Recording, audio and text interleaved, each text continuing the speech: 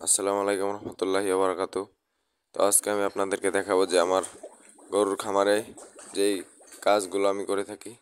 তো আমরা গরুর খামারের পাশাপাশি আমাদের যেটা দিয়ে আহ, সংসার চলে সেটাই আপনাদেরকে আজকে আমি দেখাবো।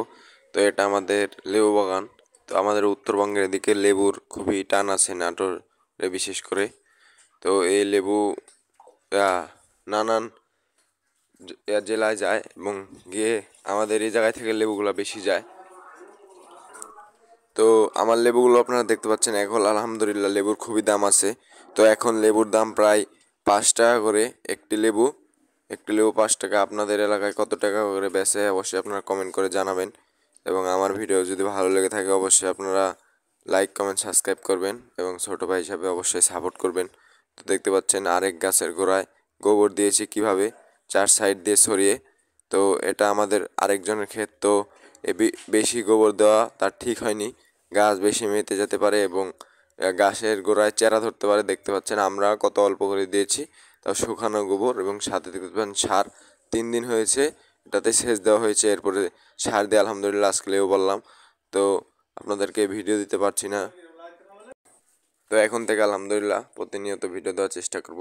তো আমার সাইড দিয়ে লেবু বাগান দেখতে পাচ্ছেন আমাদের প্রায় আপনার 4 বিঘা 15 কাঠা 33 শতাংশ 1 বিঘা আমাদের এদিকে, এবং প্রায় ধরতে গেলে 5 বিঘা জমি আমাদের আলহামদুলিল্লাহ আছে। এই লেবু দিয়েই আমাদের আয় রোজগার, এটা দিয়ে আমরা গরু লালন পালন করি। তো আমরা এই লেবুর সাইড দিয়ে কলা গাছ এবং সুপারি গাছ লাগিয়েছি, এবং সাইড দিয়ে আরও অন্য কিছু লাগাইনি। তো কলা লাগিয়েছি, এটা এক চালান খেয়ে কেটে ফেলে দিব, এবং সাইডে সুপারির গাছ আছে। তো আমি দেখতে পাচ্ছেন লেবু পাড়া শেষ, এখন প্রায় 10টা বাজে। তো লেবু নিয়ে যাচ্ছে আমার বাবা দিক দিয়ে। এই লেবুগুলো এখন আলহামদুলিল্লাহ খুবই ভালো দাম, এবং ভালো দাম আমরা পাচ্ছি আশানুরূপ। তো এখন আমাদের এই জায়গায় মোটামুটি 1600 লেবু হয়েছে। এখন 1600 লেবুর বাজার পাই 5,000 টাকা, এবং 600 দাম 3,000 টাকা, প্রায় 8,000 টাকা দাম এই 1600 লেবুর দাম। এবং আমি এখন গরুর ঘরে আসলাম, দেখতে পাচ্ছেন এই গরুগুলোকে আমরা দানাদার দিয়েছি, দানাদার খাওয়া শেষ, এবং দেখতে পাচ্ছেন আমার গরুগুলো আলহামদুলিল্লাহ কতটুকু লোড হয়েছে এবং মাংসে ভরপুর হয়েছে আপনারা দেখতে পাচ্ছেন। তো আমার গরুগুলো আলহামদুলিল্লাহ রোজাতে ইনশাল্লাহ বেচার চিন্তা ভাবনা আছে।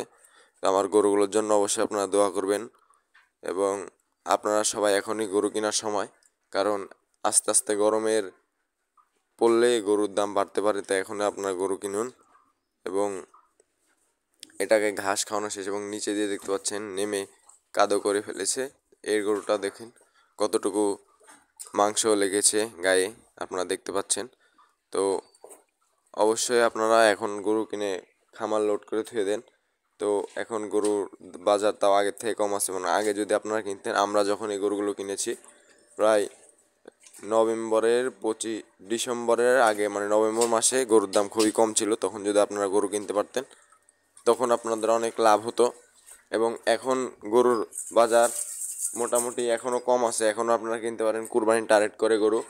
এবং আমি আলহামদুলিল্লাহ 4 থেকে 5টি গরু কিনবো, সপ্তাহখানিকের মধ্যে আপনাদেরকে দেখাবো, এবং এই চ্যানেলে ভিডিওগুলো দেখতে পারবেন। এবং আমার ঘরটা কমপ্লিট করে আমি গরু আলহামদুলিল্লাহ খামারে তুলবো। তো আমার এই গরুটা আপনারা দেখতে পাচ্ছেন, আপনারা আগের ভিডিও অবশ্যই আপনারা যারা দেখেছেন এখন আপনারা বুঝতে পারছেন যে আমার গরুটি কতটুকু ফ্যাটেনিং হয়েছে, এবং যারা দেখেননি দেখে আসবেন গিয়ে।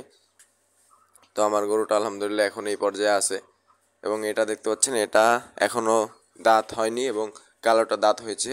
তো আমার এই গরু পালার অভিজ্ঞতায় মনে হচ্ছে যে যদি গরু দাঁতে তাহলে গরুর তাড়াতাড়ি মাংস লাগে, এবং যেটা দাঁতে না তারা সেটার দেরি হয় মাংস লাগতে।